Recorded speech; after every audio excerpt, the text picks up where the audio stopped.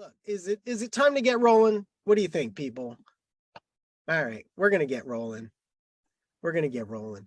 All right, so today I'm gonna I might be taking the gloves off a little bit here today. And by the way, I have a little thing on here. I'm in a booth. I'm in a fishbowl at a conference. So I've never been in the fishbowl like this. It's fascinating, but hopefully y'all can hear me. It sounds great to me. I don't know. All right, so I'm going to kind of take the gloves off a little bit here, and I'm going to possibly ruffle some feathers, but I want to let everyone know that we're going to try and wrap this up in a ball of positivity, because I'm going to pick on some scabs before we get to the band-aids, I guess. All right. So, first, I just want to give you the regular housekeeping is that remember that there are people who bought the course, who invested in the course that are here. And there are also customers of MarketSmart that are here. And if you bought the course, remember that anyone in your organization can use that subscription. It is an annual subscription, by the way. Some people have been saying, oh, I didn't know it was annual, but it's annual. But you can give the access to everyone. You just have to let us know. You just reach out to us. Okay. So having said that, I'm going to encourage you to share this with other people, especially because of what I'm going to talk about today.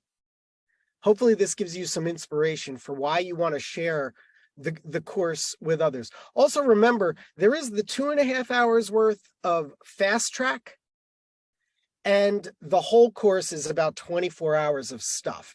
Not that many people have actually finished it and gotten all those credits, 24 credits, I think it is, but many have finished the fast track. So I'm going to encourage you to look into the fast track, and especially number 6 and number 7. Oh, and very, very important is that if you're happy with MarketSmart and you're a customer, of course, please tell your friends. We don't do a lot of marketing. It's mostly me talking on LinkedIn and stuff. So if you're happy, we'd love to make you look good, because your friends will be happy if they start using our system too. So there's my plug for MarketSmart. Okay, what we're going to talk about today is why fundraisers leave their jobs and what we can do about it. So I warned you, we're gonna pick some scabs. This started because, and it's way over this now, but I posted this message on LinkedIn just asking what drives major gift officers to look for new jobs. Here's my list, and then it was like, wow. Just people started commenting. It's gotten now over 25,000 views on this, but it was reposted something like 64 times or something. So there's all that other, I don't know how to calculate it, but apparently this struck a chord with people. Now, I'm not going to ask you, please don't read all these now. If you want to see all the comments and everything, in fact, Trisha, my helper, is going to put it in the chat, and you can see the link to the discussion. Not all the reposts, you'll have to search for those, but you could see all the comments. But basically, it breaks down. I mean, there were a lot of, we tried to tabulate and categorize what people were upset about and why they were leaving jobs. And it mostly fell on leadership, but there was also issues with the board. There's unrealistic expectations, managing the wrong metrics, telling people to raise money for programs that aren't really fully baked, internal organizational dynamics, which I'm going to talk about mostly today, consultants that don't really know what they're talking about, and even being forced to repair situations that were created by others, maybe program staff or other fundraisers, lack of support, and so on. So there's a lot here. We boiled them down into these categories because, like I said, I think there was I don't know how many comments there were total, but there was a lot. Leadership especially is a problem. And I could talk about that alone for hours, but I'll just give you that at a high level, the problem is that most organizations have visionary leaders, but they don't have what we call integrators, which is something that we all know we need in the private sector.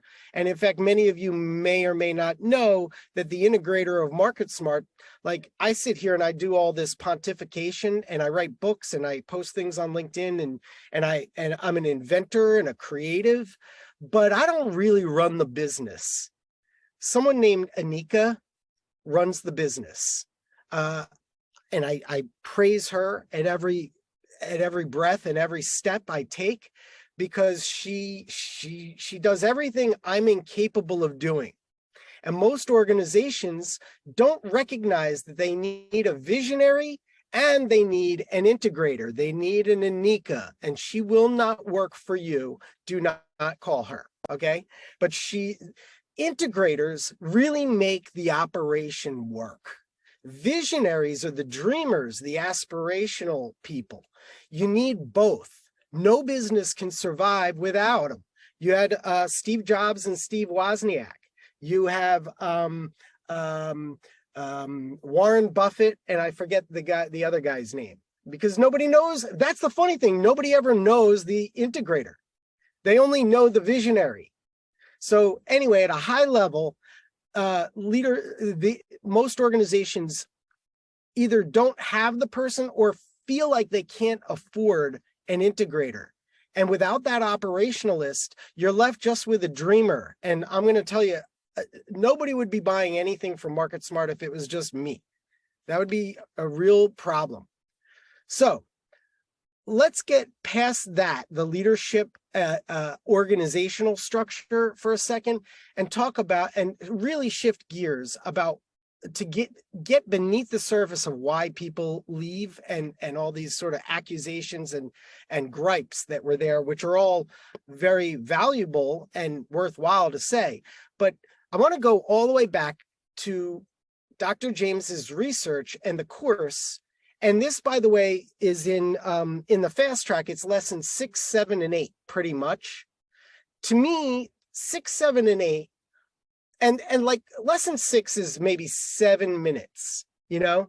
And I know you're all very busy, but if you watch TikTok every once in a while, or you're going to watch a TV show tonight, maybe spend 6 minutes in the fast track, 7 minutes, you know, and just do number 6 and see if you want to do number 7, number 8. I'm pretty sure you will, because they are the core of what they solve, at least from a scientific and a philosophical level, this problem. And I didn't do it. It's Dr. James did it. I just kind of distilled it and got these cartoons made to help you understand. So first we have to recognize, what do fundraisers really sell? And I know sell is a bad word to some. Let's put that aside for a second. Let's not go down that rabbit hole, but just what is the value? In other words, what is the value that fundraisers truly provide? And if you're talking about especially major gifts, not transactional gifts, not, you know, the low dollar donor relations kind of gifts or annual fund, I'm talking about the 70, 80, 90% of your revenue that comes from the very few. In that transaction, which is really relational, not transactional, but in order to get that, there's a value equation, which means that, which works like this. The more that you help someone enhance their identity, either internally or externally in the minds of others, or even after their lifetime in the minds of others, the more value you provide as a fundraiser to help someone gain an enhanced identity, so they find meaning in their lives and live out their values. The more you do that, the more money you'll raise, especially from people with capacity. Remember, that's who we're talking about. We're talking about the outliers here, okay? Because most charitable giving dollars come from in fact, we just reran the numbers from my free fundraising report card. It's still about 77% of all charitable giving dollars come from about 0.7% of the people, right? And if you've been listening to me for a long time, this fundraising pyramid that people have been talking about since I started in this business is a complete friggin' myth. You do not need to sell someone $20 donation to get them up to do a $20 million donation. It doesn't work that way. Now, you do need to build engagement and relationships and trust with your entire audience. Yes, but that's not necessarily to be done through solicitation of low dollar gifts. That's another whole book I could write, that we're focusing too much money on trying to build this pyramid when you really don't have to. Because there are people out there who want to gain an enhanced identity through you because you're allowing them the opportunity to give, which they'll cry tears of joy for having been given that opportunity by you. They'll thank you for the rest of their lives if you provide this for them, because they cannot buy this. And wealthy people, they have everything they need, but they want this. They want to live on in the minds of others. They want to be good with themselves and look themselves in the mirror knowing that they did a good job. Now, here's the rub. You all are fundraisers, and if you've been on this before, you know I am your champion, or I champion you. I think you're the greatest human beings in the history of the universe, right? And I see like when I see, and she just put on her video camera, Jill, you put on your video camera for a second, like I'm gonna call you out, because when I think of you, I think of the amazing people that are doing this good work and really understand what your role is as a guide and sage to these wonderful philanthropic people, you know? So thank you for doing that, because I'm not good at it. I'm just building software and technology and trying to lead this tribe. But you're out there doing the work. But in general, according to Dr. James' research, your work is discredited. It's not fun. It's not fair. And there's a reason that discrediting, I should say, is what drives people to leave these jobs, fundraising jobs. There are other professions, if you will, that are discredited too. However, and Dr. James found is that they are somewhat protected, while fundraisers are always exposed. So this is, according to Dr. James, the only profession that's regularly discredited by others, especially within the organization, whether it's board members demanding accountability for unrealistic goals and such, or it's administrators who are telling you to do things that you like, go on visits and count how many visits you go on, even though that doesn't really matter. And you know it, right? So people are driving you to do stuff that you know is not the right way to do it. And it's really frustrating. And when you raise your hand and say that you don't think it's the right way, they don't listen. So what do? You're not protected, you're exposed, unlike most discredited professions. So what do? You leave. You leave. And that's why we have turnover. It's really unfair. And I'm mad. Just to say, as your defender, I'm mad. But I don't want to get all the administrators and board members mad at me either. I want to but I know that most of you are fundraisers here. Maybe you brought some administrators and whatnot in. I doubt there's too many. But if you're mostly fundraisers, I love you. I'm preaching for you right now that your work is discredited. It's not fair. You don't deserve it. Here's the problem, according to Dr. James, is that you've got donors over here on the right who just want to find meaning in their lives through giving and sharing their wealth. It's pent up, and we know it exists. We know they want to give. And in fact, there's more wealth that they have to give and they want to give than there are organizations that understand how to get it properly. In other words, the organizations are creating the friction. So where does the friction come from? Well, mostly from administrators. Okay. So according to Dr. James, what happens here is that we have this hero story whereby, and you can see they have capes, right? The donors don't have capes, right? It's the administrator in most organizations that like to wear the cape. Now, it makes sense. They're good people. They are trying to do good things for the world. They're not driving Mercedes-Benzes or limos like the wealthy donors. They're not flying on private jets. They're probably, eating more ramen noodles than the wealthy people, right? They're taking it on the chin to do the good work that the wealthy people don't want to do, but just want to give to fund so they can make impact through the administration of their money. Okay. What this creates is an air among administrators that they want to be the hero in the story. So let's talk about superheroes, right? Generally, superhero movies are one superhero, and sometimes they are many superheroes, right? It's not often that you have two superheroes. There is Batman and Superman, if anybody's really into superheroes. But does anyone know, what did they do? They fought with each other like almost the whole time until the end, right? Super Friends and the Avengers and the X-Men, right? The only time that they're successful is when they come together and work together, right?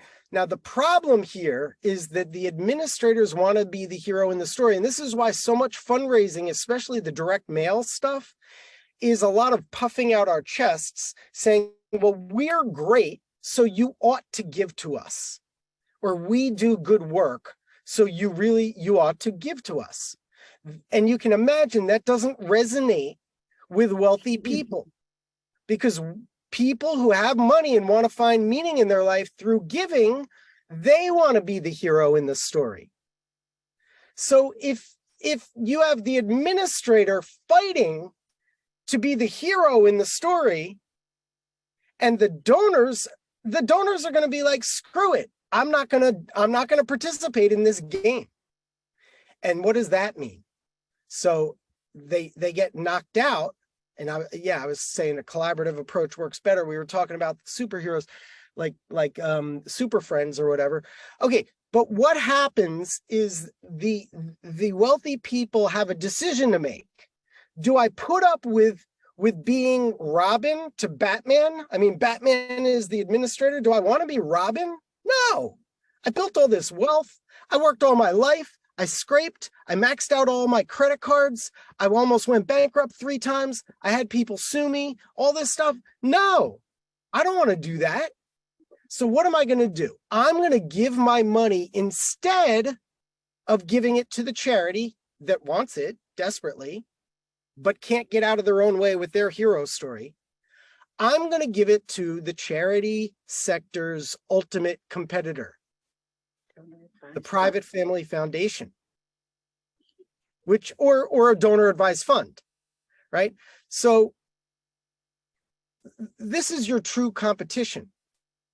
You could see it in the data. Thankfully, Dr. James gave it to us. I'm just repeating it and trying to really condense it.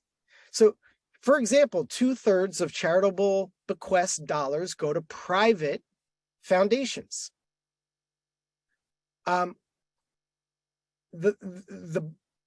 When donors make that decision, they're doing a value equation. Where can I get the most value? And they're making that decision. They're saying, I'm going to give it to a donor advised fund or a private foundation. But here's good news. Okay, so I'm going to say the answer to the problem is first recognizing that the fundraiser is really a translator to communicate what kind of value a donor wants, right? But that can only work if the administrator is accepting of the information and will collaborate, listen, package up, and I call it productize offers that will help provide value to the donor so they find meaning in their gift. Dr. James talks about it as a federalist approach. So if we're going back to our civics classes, and hopefully y'all remember this and understand it, our government is a federalist government. It's got three separate but equal branches, kind of on display last night, so, but they've got to be separate but equal. That creates a lot of problems. And in fact, undemocratic societies don't like that. They would like authoritarian. They don't understand this federalist approach because it's messy. It is messy. It creates a lot of what I call constructive conflict.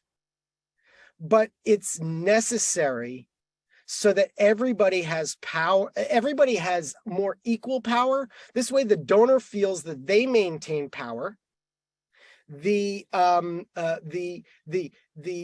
administrators feel that they maintain authority, which is power, right? And this is why you have giving processes and giving policies, especially, right? You've got to have seatbelts for the donor. They can't just run willy-nilly and create new programs. It's got to be collaborative.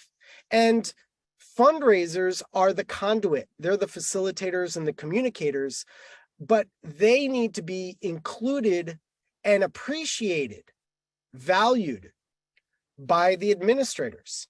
If they're not included and appreciated, which is too often the time, is they're just told, go make X number of visits. I was with a customer last week in Phoenix 2 weeks ago, and she was like, yeah, she'll never forget when she got in trouble because she made half as many visits as somebody else.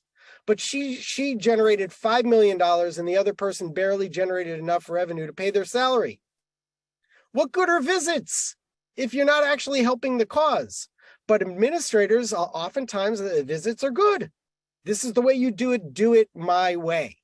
Some consultant told me to tell you to do it that way. So this is the difference, having that federalist approach. And I know a lot of you here are perhaps kind of powerless with regard to this. Like, you're probably thinking, well, I don't know, like, they're not going to listen to me. Well, that's why I say, give them your code, get them or tell us so they could take the course. Because then it's not me telling them or you telling them, it's Dr. James, and he's kind of an authority. he really studied this stuff. So, okay, we're going to, hopefully, I told the people who were here early that I was going to take the gloves off a little bit in defense of y'all. So I hope that's not too abrasive. I put the New Jersey back on every once in a while, even though I live in DC. So here's what we're going to do. We're going to break into groups, as we always do, and we're going to discuss not what is negative, but rather stories of positivity and functionality and success where administrators allowed fundraisers to be that conduit and where people really worked together as a team in support of the mission, putting away their capes for a little while, and where people, administrators, board members, and such work together and talk about them in your group of the stories of success, functionality. And then as the last minute, it'll have a little clock and tell you, try to pick one, and then please come back to the group for the last 10 minutes and we'll talk about that one for each group. Okay, so I hope that's clear. That makes sense. I'm sure Tricia will put the instructions in the chat. I know it can be easy to go right down into a rabbit hole of negativity. I don't blame you to have a bitch session, but let's try and focus on what's worked. All right, so take us away and go like, here come our peeps. We have such a wide variety of folks here from different positions and different organizations, different types of organizations, different causes.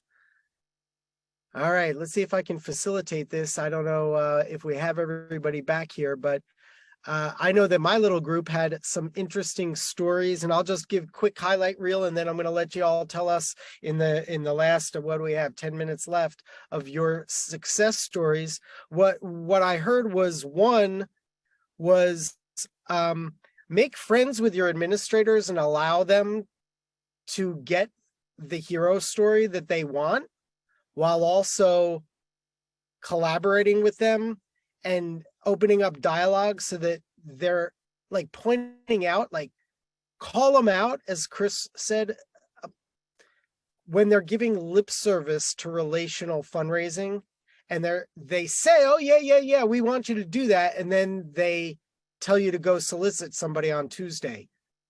And you're like, but they're not ready for that, right? And the other thing, so making friends and building relationships with your administrators is key.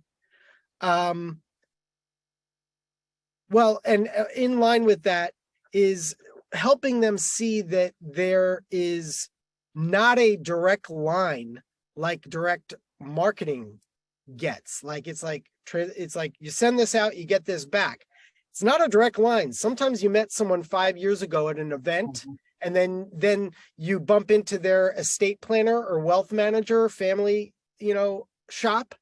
I mean, it's more organic. So explaining that to them. And finally, I'll let Laura talk about her favorite radio station, if you don't mind, Laura, me calling you out, because her radio station really helps with administrators. Yeah, everybody listens to the same radio station, WIIFM. What's in it for me? Yep. So if you think about that, instead of an adversarial relationship with the administrator who's holding the purse strings or ordering you around and not giving you credibility or credit, think, well, what is most important to them, and find a way to give it to them. So I hope that was a good starter. Did anybody else get some good lessons that they'd like to share of how they've been able to navigate this concern? Scott? Well, Greg, we were group 2 and we took a slightly different twist on it. So we didn't understand you. We were sharing success stories of how giving the cape to the donor worked for us. And there were several shared, especially one of the person actually shared, Brian, about one of the success stories ended up with a name on the building. So it was much larger than this gift that they wanted me to talk about. But I had a donor who had offered 2 endowments. One was a named scholarship, and I think it was $1 million. It might have been less. And then he had a $250,000, initial training program to be oriented into college. It was at a past employer. And we just could never get the faculty, as much as administration, fundraising tried, to accept his idea. I mean, they were faculty members. He was just a multimillionaire. How could he know anything? And, basically, would not, and would not accept it. And so it was kind of on the back burner. And then COVID hit, and they wanted a scholarship fund, an immediate scholarship fund. This was do it tomorrow kind of thing.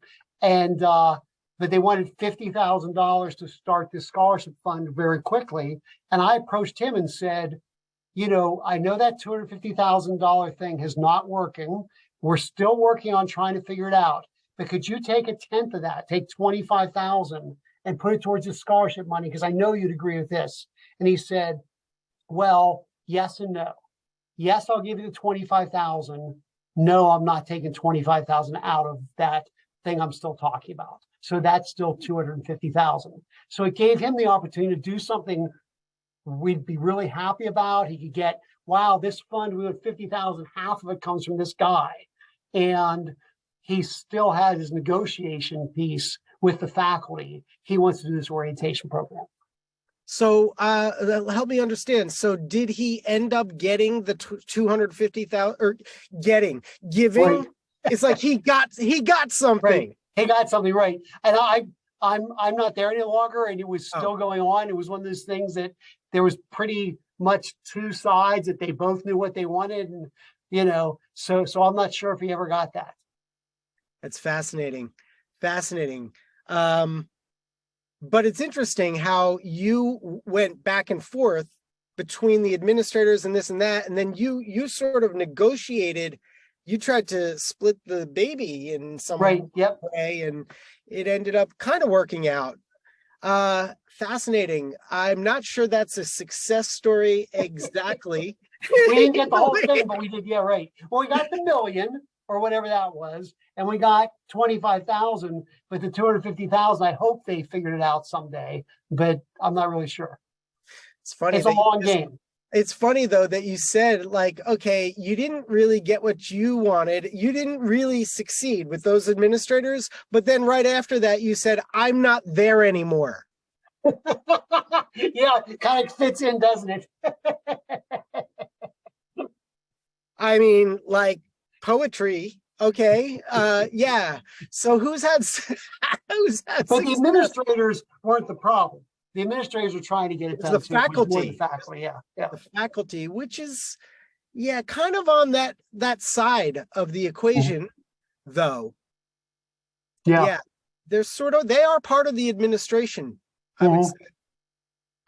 Yeah. Anybody hear anything else that was interesting that would help others?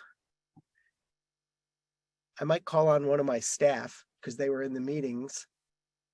Jeff usually has something to say.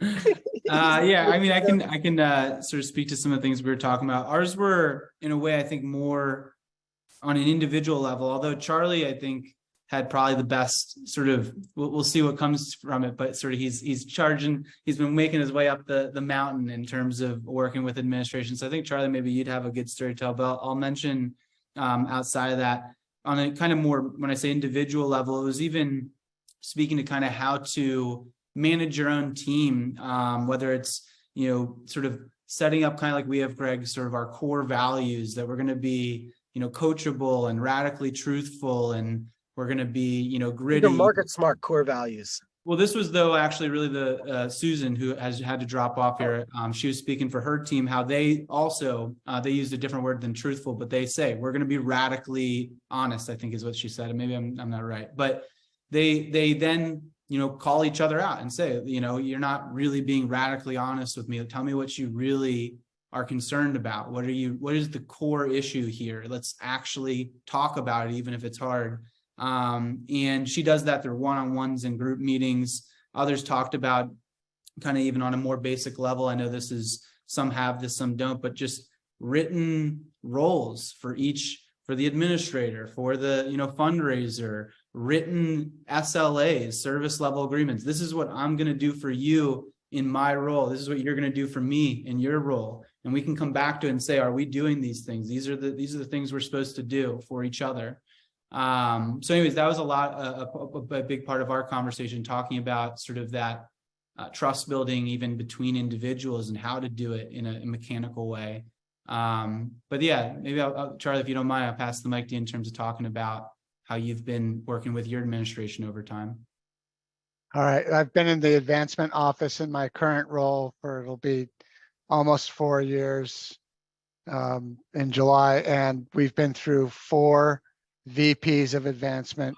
And this year, the president is acting as the VP of advancement. So we report to the president, and I have pitched each of the VPs to try to change our frame of reference from an institutional sort of corporate, we're great, give us money, we'll help students, to making the donor the central sort of focus and engaging them in the hero story, help a student in need, help fix a broken building, get the middleman, the administration out of it. And just a couple of weeks ago, gave the president the similar pitch, and her ears opened and she said, book them. And that I was actually pitching MarketSmart. I said, you know, here's a moment in our history now that all these VPs have left and we have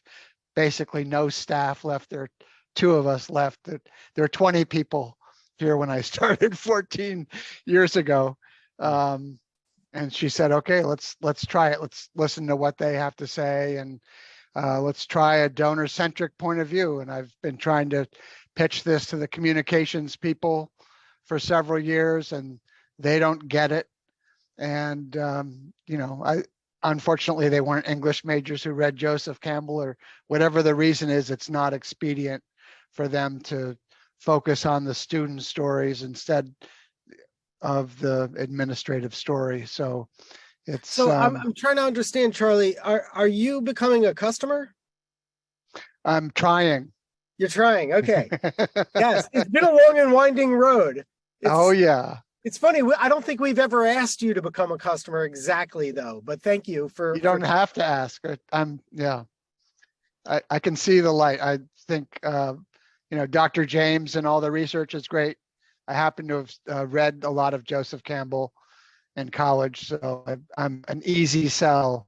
And I worked in advertising, and I know the difference between corporate and consumer point of view, but apparently a lot of communications and marketing people in academia don't know that, and the administrators, of course, think they're great regardless of their background.